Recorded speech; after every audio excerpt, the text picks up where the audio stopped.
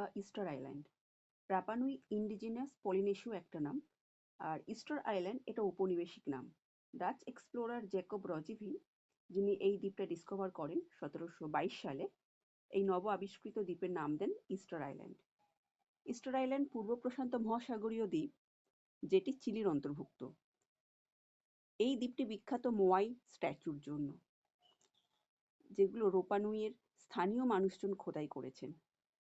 UNESCO এই Easter আইল্যান্ডকে world heritage সাইটের মর্যাদা দিয়েছেন। এই স্ট্যাচুগুলোর বিশেষত্ব হলো খোদাই করা মানুষের মুখ এবং তার উপরে পুকাও। পুকাও মানে হচ্ছে টুপির মতো যে কাঠামো। এই পুকাওগুলি নরম লাল আগ্নেয় শিলা খোদাই করে তৈরি করা হয়েছিল বলে মনে করা হয়।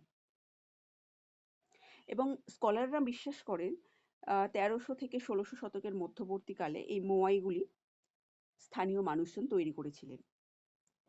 আর্কিওলজিস্টদের মধ্যে বহু দশকের একটা বিতর্ক থেকেই গেছে। এই ইস্টার আইল্যান্ডের যে হরফ বা লিপি, যাকে রঙ্গ বলা হয়, সেটি ইউরোপীয়দের ওই দ্বীপে পদার্পণের আগেই তৈরি নাকি পরে তৈরি হয়েছে।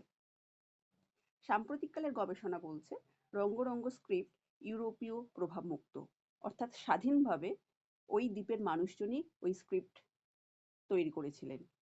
রঙ্গ হরফে নানা রকমের কার্ভড সিম্বল থাকতো, যাদেরকে গ্লিফ বলা হয়। যেমন মিশরের বিখ্যাত হাইরোগ্লিফ লিপির কথা আমরা সবাই জানি।